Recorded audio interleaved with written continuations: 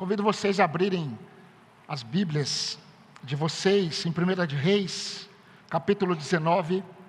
1 Reis 19, vamos dar continuidade à reflexão que começamos a observar domingo passado. Como eu disse, nós começamos domingo passado dando início a uma série de mensagens reflexivas, mensagens em textos diferentes, e nós não vamos manter neste período, dezembro e janeiro, os estudos que estávamos fazendo em Atos dos Apóstolos, nem em Jeremias, e faremos pregações aleatórias em textos aleatórios, entretanto, sempre pregações expositivas, porque nós cremos como igreja que pregações expositivas, elas são mais eficazes para a edificação da igreja do Senhor.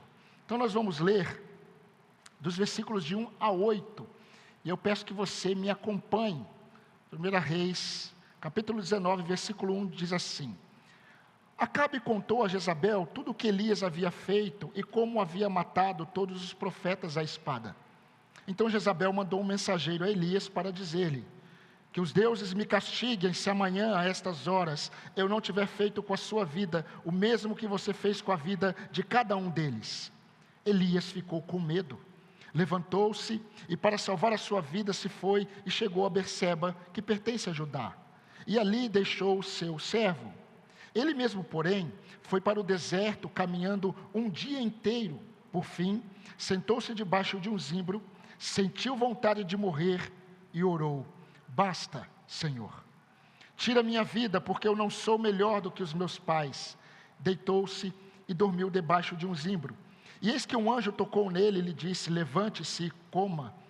Elias olhou e viu perto da sua cabeça um pão assado sobre pedras em brasa e um jarro de água. Comeu, bebeu e tornou a dormir.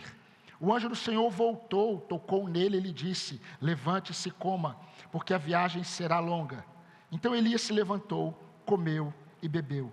E com a força daquela comida, caminhou 40 dias e 40 noites até Horebe, o monte de Deus. Amém. Meus irmãos, quando nós observamos, assim como o apóstolo Paulo, ele fez em alguma de suas epístolas, conduzindo os seus leitores a observarem algumas práticas esportivas, quando nós olhamos para algumas práticas esportivas, nós sempre encontramos em cada uma delas, mesmo aquelas práticas que a gente acredita ser mais simples, como o ping-pong. Toda prática esportiva tem uma certa necessidade de atenção, vigilância e cuidado. E não estou nem falando nas questões de treinamento, preparo, que em todas elas são necessárias.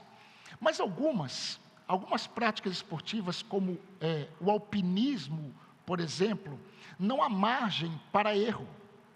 Não há margem para erro. Nós sempre, em todas as áreas das nossas vidas, nós encontramos pessoas fazendo coisas, algumas mais experientes, outras menos experientes. Normalmente, as mais experientes, elas recebem um crédito maior, não é verdade? Porque elas conseguem fazer aquilo com certa maestria. Entretanto, há um perigo para a experiência. Pessoas experientes podem desconsiderar, por exemplo, a segurança. Pessoas mais inexperientes serão talvez mais cuidadosas. Quando nós pensamos nessa prática do alpinismo, principalmente aquelas pessoas que gostam de escalar montes muito altos, eles não podem, tanto experientes como inexperientes, eles não podem negligenciar de forma alguma a segurança deles. Mas nós somos seres humanos. Quando nós estamos desejando alguma coisa, e nós estamos buscando algo, e nós nos preparamos para algo, por exemplo, pegando o exemplo de um alpinista, que ele se preparou, ele planejou, ele está focado para alcançar o cume daquele monte, ele não apenas está observando todo o seu planejamento, todo o seu preparo, todas aquelas nuances que são necessárias. Ele também está com o seu coração repleto de adrenalina, repleto de motivação, de vontade e desejo. E assim ele sobe o monte, ele sobe aquela montanha. E quando ele chega lá no cume, ele se alegra. Há uma sensação de cumprimos o propósito. Cumprimos o propósito. Alcançamos o que nós estávamos desejando. Chegamos no cume. A adrenalina baixa. Só que a atenção não pode baixar. Porque a descida requer as mesmas atenções, preocupações, como na subida. Elias era um profeta experiente. Elias havia subido o cume da sua experiência com Deus, tanto no capítulo 17 de 1 Reis, mas principalmente no capítulo 18 de 1 Reis, quando Elias ele está no Monte Carmelo, ali com todos os profetas dos deuses fenícios e cananeus, Baal e Astarote. E ele ali lança aquele desafio aos profetas. E aqueles profetas de Baal, eles começam a clamar por Baal. Inclusive eles se cortam, porque eles querem que Baal respondam. Toda a nação de Israel está observando. E Elias, após o povo, os profetas de Baal, fazerem todo aquele processo de clamor aos seus deuses, Elias diz assim: agora é a minha vez. E Elias, diante de todo aquele povo, diante de todos os profetas, Elias ora ao Senhor: Senhor, faça com que esse povo reconheça que o Senhor é o único Deus e que eu sou o seu profeta. E de repente fogo desceu do céu, consumiu todo o holocausto, consumiu toda a água que estava ao redor do holocausto. O povo se prostrou, o povo gritou: o Senhor é Deus. Então Elias mandou matar todos os profetas de Baal. Mas Elias, quando nós entramos no capítulo 19, parece que Elias, ele subiu até o cume do monte, das experiências com Deus, mas ele não se preparou para a descida. Parece que Elias, ele agiu como alguém muito inexperiente.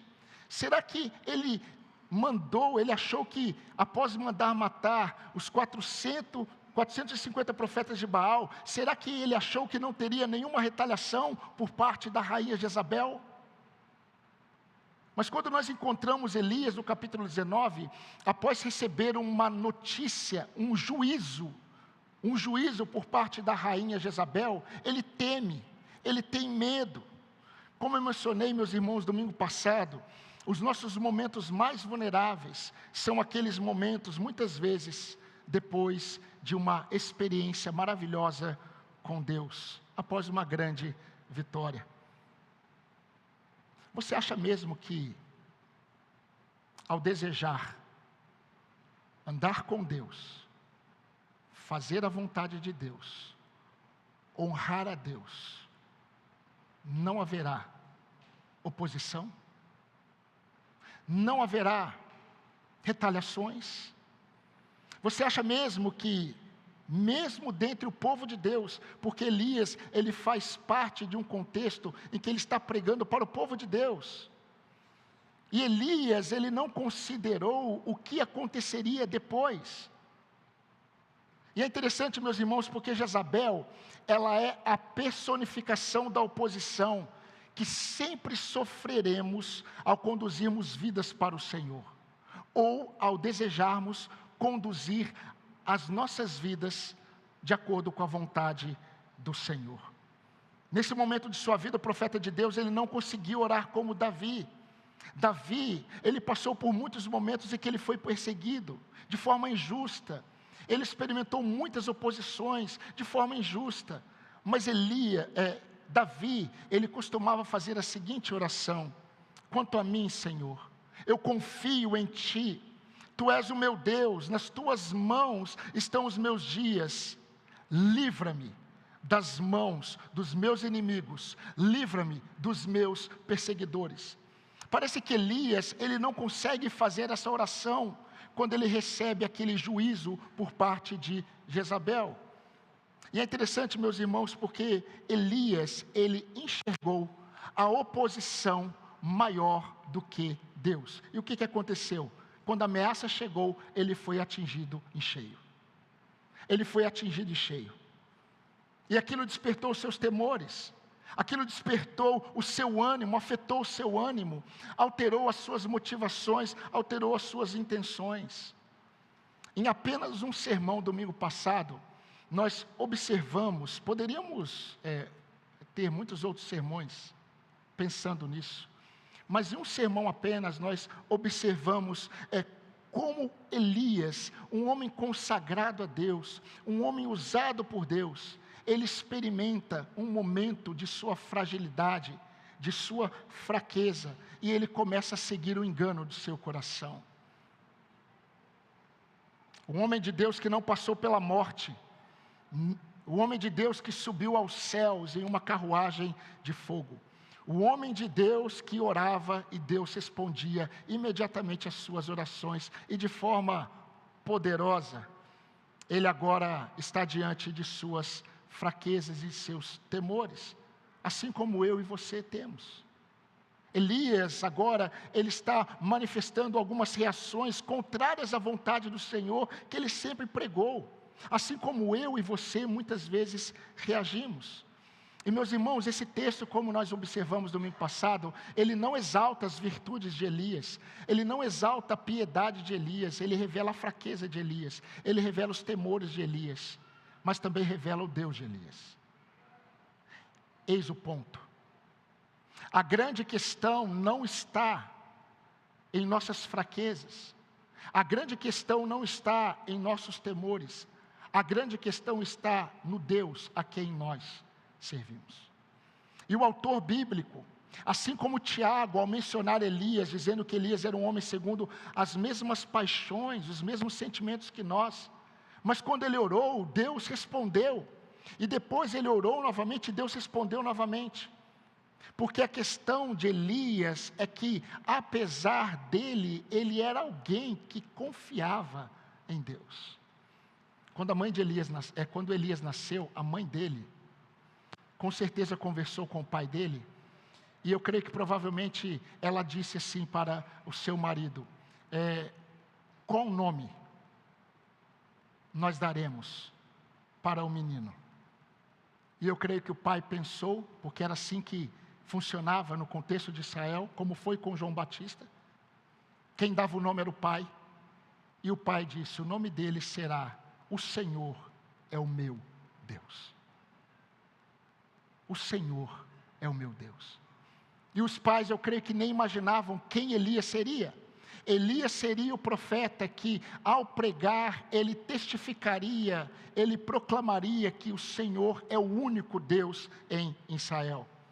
Mas agora nós estamos experimentando, vendo um momento das experiências de Elias, que Elias, ele precisa ser redirecionado por Deus. Há momentos em nossas vidas que nós precisamos de uma intervenção do Senhor para redirecionar o nosso coração e nos colocar novamente no caminho.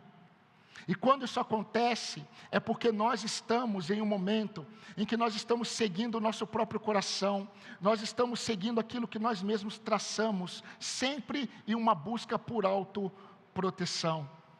Eu quero observar, meus irmãos, a partir de hoje, mais de um sermão, que um homem sujeito às mesmas fraquezas que nós, ele pôde ainda ser usado por Deus, assim como nós podemos, apesar de nossas fraquezas.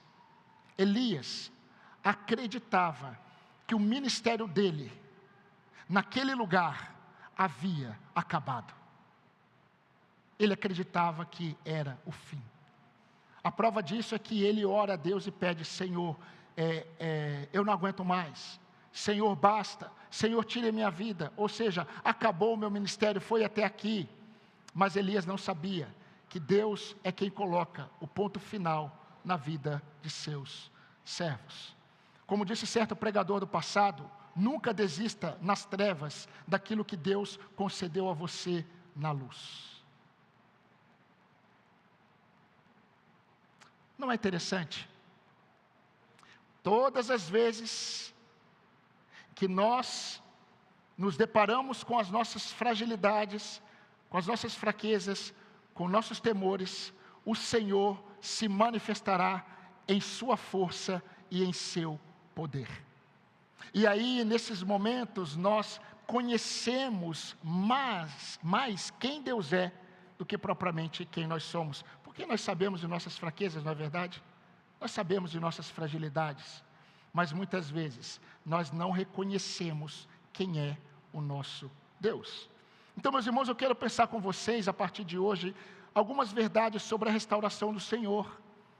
Eu quero pensar sobre a restauração do Senhor, por isso que a imagem, ela mostra um vaso sendo moldado, trabalhado por um oleiro. Nós continuamos sendo aqueles que estão nas mãos do oleiro. Nós continuamos sendo aqueles que estão sendo trabalhados por Deus. Quem deu essa visão para Jeremias foi o Senhor sobre o povo de Israel, em seu pior momento de desobediência a Deus.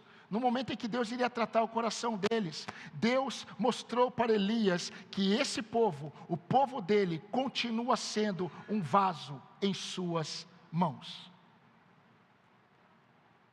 E quando nós pensamos que nós estamos na mão do Senhor, nós temos que conhecer como o Senhor nos restaura. Como o Senhor nos restaura. A primeira lição e a principal lição que eu quero destacar para a igreja nesta noite, sobre a restauração do Senhor, é que a restauração do Senhor providencia o que nós não conseguimos para nos colocar no caminho. A restauração do Senhor providencia o que nós não conseguimos providenciar para nos colocar no caminho e nos manter no caminho. E nós vamos observar os versículos 5 e 6. Mas eu quero trazer à memória aquilo que nós falamos um pouco domingo passado. Esse texto é uma continuação. Nós terminamos domingo passado no versículo 4 e início do versículo 5. E nós vimos como esse servo de Deus, nós vimos como Elias, ele reagiu aos seus temores, como Elias, ele reagiu diante de suas fraquezas. Irmãos, assim como nós costumamos reagir. Nós vimos que Elias, ele reagiu segundo o seu senso de autoproteção. O texto diz que ele se levantou para salvar a sua vida. Ele se levantou para salvar a sua vida. Então ele mesmo traçou um plano para proteger-se. E isso é quase que natural. Quem, ao saber que corre um risco, não irá buscar uma proteção? E ele busca se proteger, ele se levanta para salvar a sua vida, e ele, em seu plano, ele quer proteger o seu servo. Porque ele sabe na mente dele que Jezabel a qualquer momento enviará os soldados para matá-lo.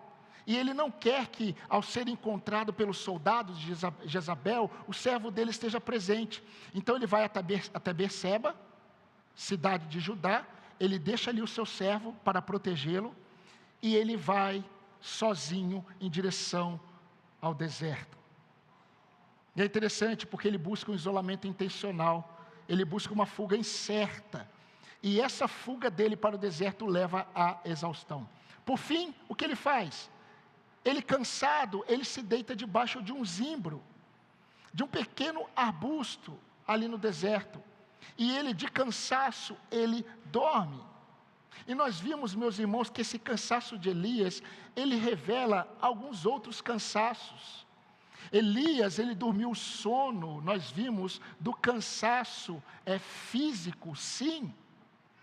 Mas isso foi fruto da própria busca dele em se proteger. Ele decidiu caminhar pelo deserto, e isso produziu nele uma exaustão. E ele dormiu o cansaço físico.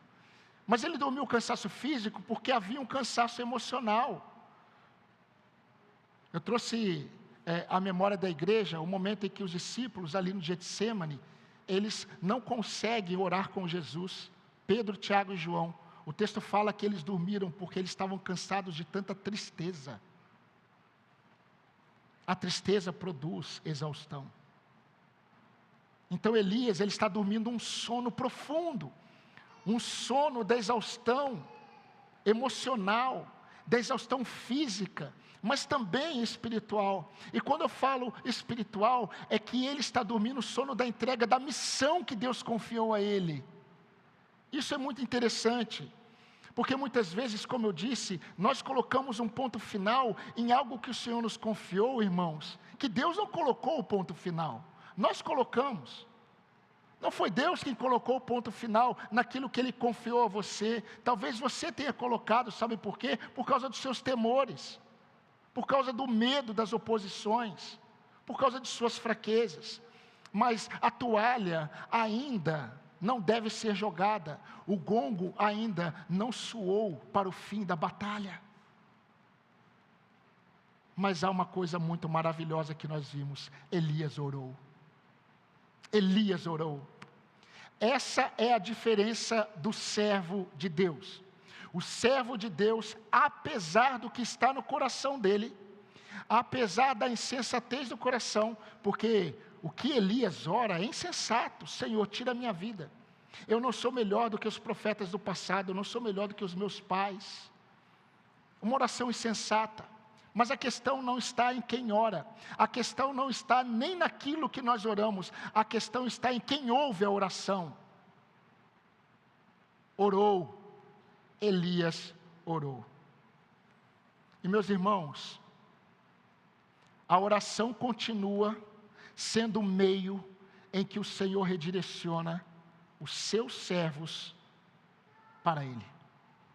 A oração continua sendo o meio em que o Senhor redireciona as nossas emoções, vontades e desejos para Ele.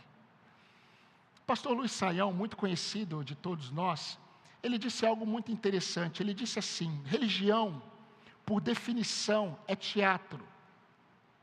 E eu pensei naquilo. Religião, por definição, é teatro. E por que ele disse isso? Essa afirmação dele está fundamentada em uma leitura que ele tem, muitas vezes, do povo de Deus.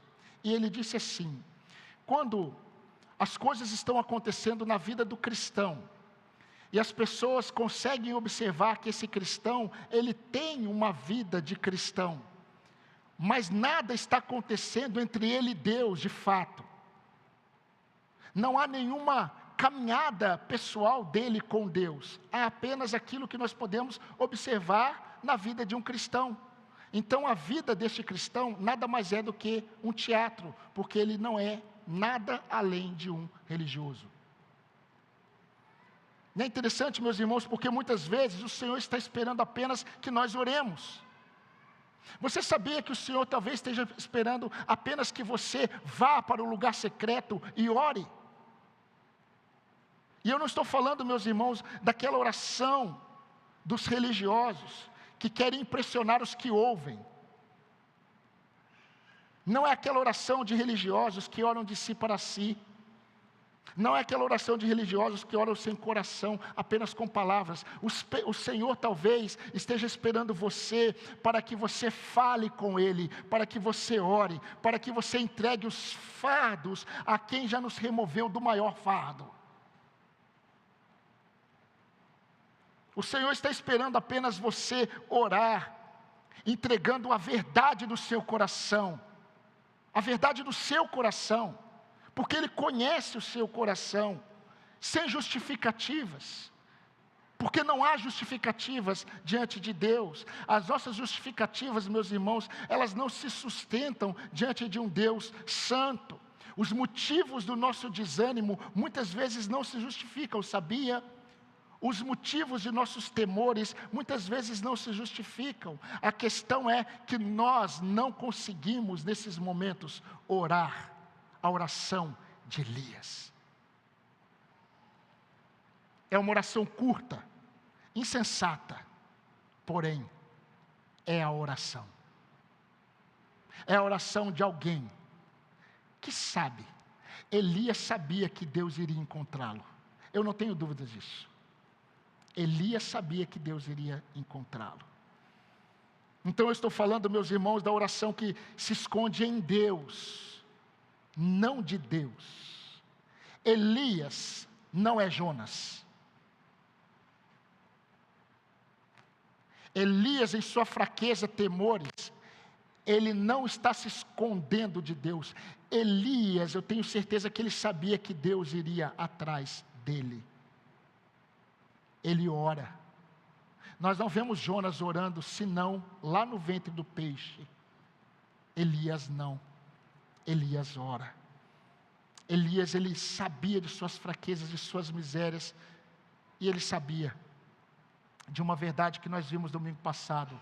Os olhos do Senhor estão sobre os justos, e os seus ouvidos estão atentos ao seu clamor. Então, eu quero observar agora, meus irmãos, de forma muito didática, devocional, alguns aspectos da restauração do Senhor.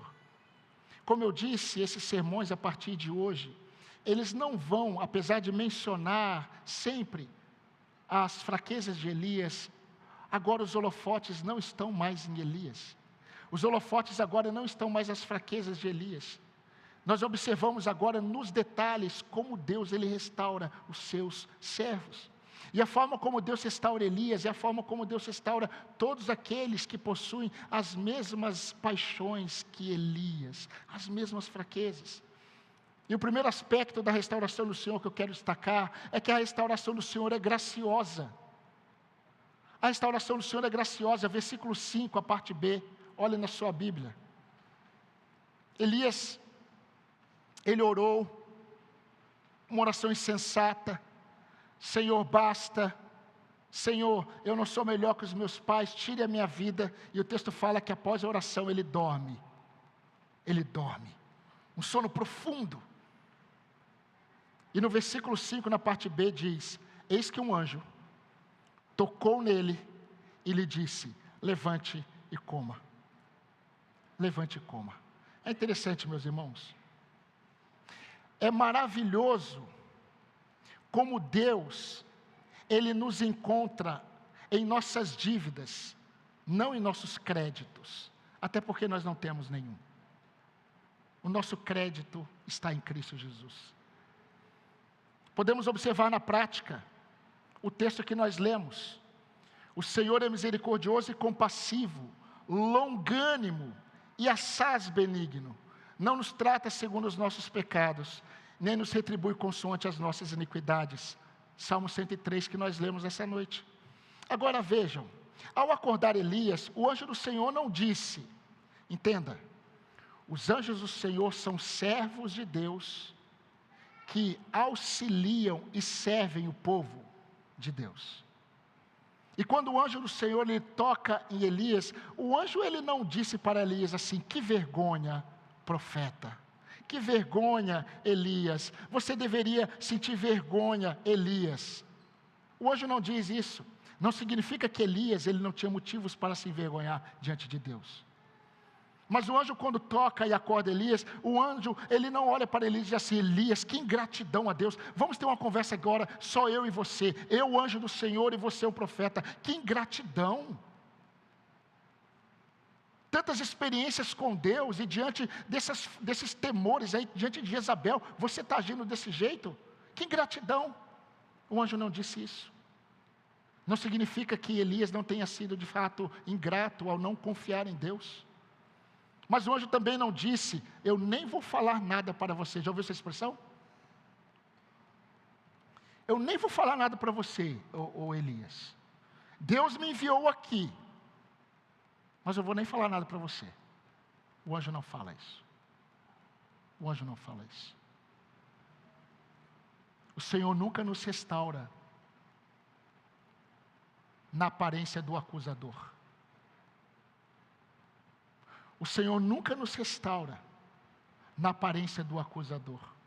O Senhor, quando nos restaura, Ele considera toda a nossa estrutura. E como eu estava lendo, a nossa estrutura, ela continua sendo pó. O Senhor sabe, meus irmãos, que o esgotamento, juntamente com a confusão da fé e emoção, também afeta a nossa insensatez, a nossa sensatez. Afeta as nossas decisões, inclusive. O Senhor sabe que o esgotamento, juntamente com a confusão entre a nossa fé e as nossas emoções, afeta os próximos passos que nós precisamos dar. Então o que Deus faz, Elias? Primeira coisa, vamos colocar você de pé. você precisa comer. Apenas levante-se e coma. Depois virá a exortação, depois virá o consolo, depois virá o redirecionamento, mas agora vamos tratar algo que tem a ver com o seu físico. Coma. Levante-se e coma. Porque mesmo sabendo quem nós somos e daquilo que nós precisamos, a restauração do Senhor, ela sempre é graciosa. Então, primeiro levante e coma.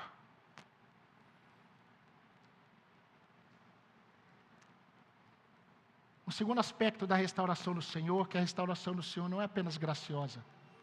A restauração do Senhor, meus irmãos, ela é pastoral. E quando eu falo de restauração pastoral, eu estou falando de cuidado. E todas as vezes que nós pensamos em cuidado de Deus, nós precisamos observar os detalhes. Porque as ações de quem cuida, elas sempre serão mais evidentes nos detalhes, sabia? As ações de quem cuida sempre são mais evidentes nos detalhes. Filhos, observem nos detalhes como seu pai e a sua mãe cuidam de você. Elias, quando nós olhamos o versículo A, o versículo 6 na parte A, o texto diz assim: quando o anjo toca nele, ele acorda. O anjo fala: levante-se e coma. O texto fala que Elias olhou e viu perto de sua cabeça um pão assado sobre pedras e uma jarra de água. Meus irmãos, o autor bíblico, ele não precisaria ser tão detalhista ao expor o texto. Ele poderia simplesmente dizer assim: Elias acordou e viu um pão assado e um jarro de água. Mas o autor bíblico, ele faz questão de dar os detalhes. Deus sabia o quão exausto Elias estava. Então ele mostra que Deus, ao restaurar Elias, ele disse assim: Elias, levante-se e coma. E quando Elias ele se levanta, ele olha, ele vê o pão assado e a jarra de água não estão longe dele, estão perto da cabeça dele. Isso é detalhe. Isso é detalhe que revela o cuidado de Deus. Irmãos, Elias estava deitado de tão exausto que ele estava. Ele estava cansado. E sabendo de todo o esgotamento dele, o anjo do Senhor não colocou a comida longe. Tipo assim, vá lá, coma. Levante-se, coma e siga o caminho. Não. Quando ele levanta, talvez ele nem tenha se levantado, ele só senta. A comida não está distante, está ao lado da cabeça dele. Pão assado sobre pedras e um jarro de água. E eu sempre faço algumas perguntas em todas as narrativas que eu leio. Será que, sendo um anjo, será que o pão assado em brasa, se era um pão assado em brasa, então tinha brasa. Será que o pão assado em brasa e o jarro de água surgiram num passe de mágica?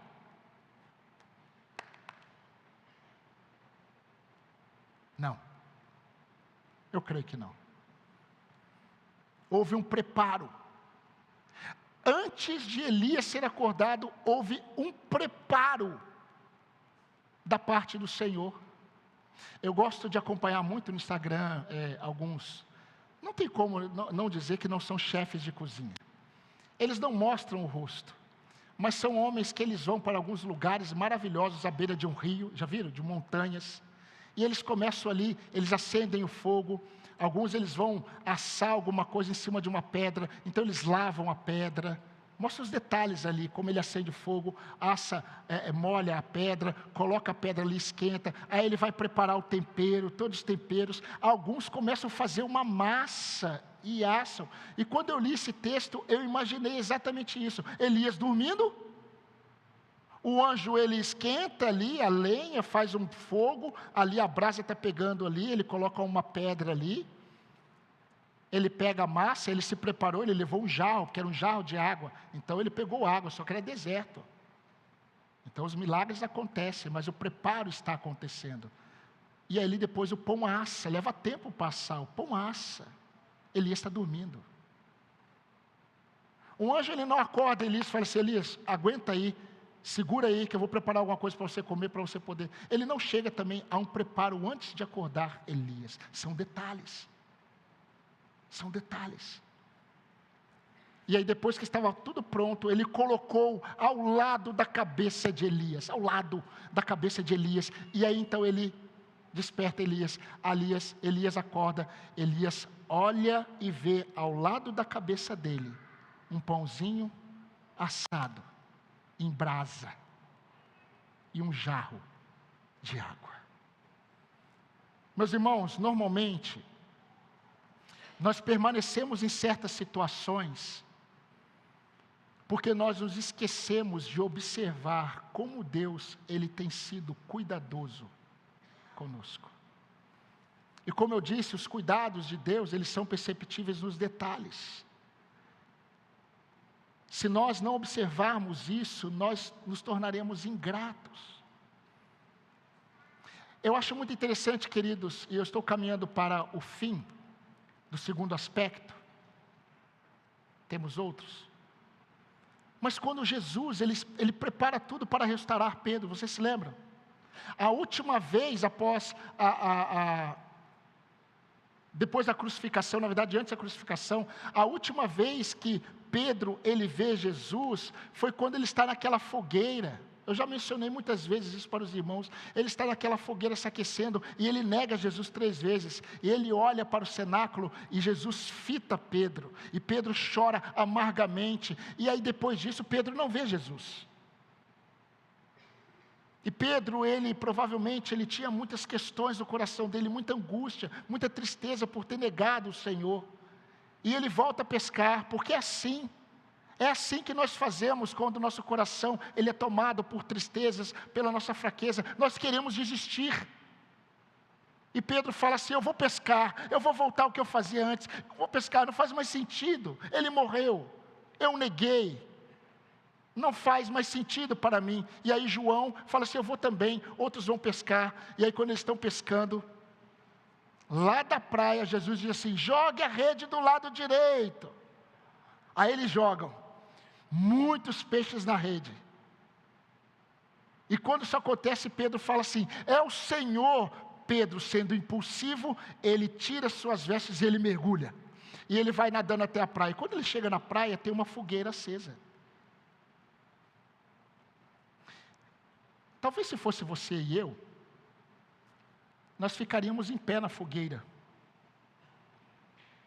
Para que Pedro, ao chegar, ele se lembrasse exatamente do que ele fez na última vez que ele esteve em uma fogueira. Ele negou a Jesus. Mas quando eles chegam, tem uma fogueira, tem peixes assados, e Jesus diz assim: venham, comamos. Jesus preparou tudo. Jesus preparou a fogueira. Eu não sei como Jesus pescou, porque tinha peixe ali, e Jesus assa, está tudo prontinho. E é interessante, meus irmãos, porque se na última fogueira que Pedro esteve, ele viu, ele foi remetido à sua traição, a fogueira de Jesus o remetia à comunhão com o seu mestre. E nós sabemos que ali Jesus ele restaura Pedro. Sabe por quê, meus irmãos? Porque a restauração do Senhor, ela não é apenas graciosa, ela é pastoral em seus cuidados. Em seus cuidados. Em terceiro, estou caminhando para o fim. A restauração do Senhor, ela não é apenas graciosa, ela não é pastoral apenas em seus cuidados. A restauração do Senhor é paciente. Os versículos 6 e 7 diz assim: Elias comeu, bebeu e voltou a dormir. Elias comeu, bebeu e voltou a dormir. E o que acontece? O anjo do Senhor voltou, tocou nele e lhe disse: levante-se e coma. Meus irmãos, talvez Elias estivesse tão cansado, tão abatido, que não terminou nem de comer, e logo já deitou novamente. Deixa eu dizer algo para você muito importante. Não subestime o sono da entrega e da desistência. Sabe por quê? Porque o despertar e o retornar sempre é muito difícil. Muito difícil. Pastor Josemar Bessa, certa vez ele disse uma verdade que essa verdade sendo trazida agora fortalece muito o que nós estamos afirmando aqui. Ele disse assim: é o mal que está dentro de nós que nos faz olhar para o mal que está fora de nós. É o mal que está dentro de nós que nos faz olhar para o mal que está fora de nós. Então, meus irmãos, por isso nós chegamos à conclusão que a nossa maior luta sempre estará acontecendo do lado de dentro, não do lado de fora. Sempre. Mesmo quando a nossa mente quer o Senhor, a carne, ela não se rende. A carne não se rende sem guerrear. Nem sempre nós conseguimos nos levantar e continuar com a prontidão que deveríamos. Mas grave essa verdade, a questão não é sobre eu e sobre você, a questão é sobre o Senhor. Em sua restauração Ele é paciente. Ele é paciente. Davi, ele falou com certeza, com propriedade, o que nós já vimos. O Senhor é misericordioso e compassivo, longânimo e assaz benigno. Não nos trata segundo os nossos pecados, nem nos retribui consoante as nossas iniquidades. A restauração do Senhor é paciente. Por fim, a restauração do Senhor, ela não é apenas graciosa, ela não é apenas pastoral em seu cuidado, ela não é apenas paciente. A restauração do Senhor assume os próximos passos, assume a direção dos passos, quando nós nos submetemos a Deus. Versículo 7, na parte B, e versículo 8, mostram exatamente isso. E antes de lermos, eu quero afirmar algo para os irmãos. Meus irmãos, o Senhor, o nosso Deus, Ele não coaduna com a desistência. O nosso Deus, Ele não coaduna com a desistência. O autor de Hebreus, capítulo 10, 39, ele disse assim: nós, porém, não somos os que retrocedem para a perdição. Nós somos da fé para a conservação da alma. Hebreus 10, 38 diz: o meu justo viverá pela fé. Se ele retroceder, a minha alma não tem prazer nele, porque o Senhor não coaduna com a desistência de seus servos. O Senhor não se alegra, não tem prazer na desistência de seus servos. Levante-se, Elias, coma, porque a viagem será longa. É interessante, queridos, porque Elias, ele criou um plano de autoproteção. E quando Elias ele criou um plano de autoproteção, foi um plano de autoproteção sem o Senhor. E é interessante porque eu creio, como eu disse, que ele deve ter acreditado que o Senhor o visitaria, mas ele não acreditava, eu acho que ele não imaginou que o Senhor assumiria os próximos passos dele. Quando o anjo disse: Elias, coma, porque a viagem será longa, significa que já havia um destino traçado por Deus para conduzir Elias. E nós sabemos qual é o destino. Monte Horebe, o monte de Deus. O mesmo monte que Deus se manifestou na sarça ardente para Moisés. O mesmo monte que Deus entregou a Moisés as leis. O mesmo monte que Deus se manifestou ao povo de Israel, o monte de Deus. Levante-se e coma, porque a viagem será longa. O texto fala no versículo 8, que Elias ele se levanta, depois de ter comido, e ele segue a viagem em direção a Horebe, o monte de Deus. Meus irmãos, como eu disse, se o anjo disse, será longo o caminho, é porque Deus determinou o caminho que Elias iria percorrer. Agora quem assume o leme do barco que está à deriva é Deus. não é mais Elias. Quem assume, quem determina como as coisas serão, os próximos passos, é o Senhor. Quem determina os próximos passos não é mais Elias, é o Senhor. Sabe por quê? Porque o Senhor nos ensina em sua palavra que Ele não salva quem se explica ou quem se justifica, Ele salva quem obedece.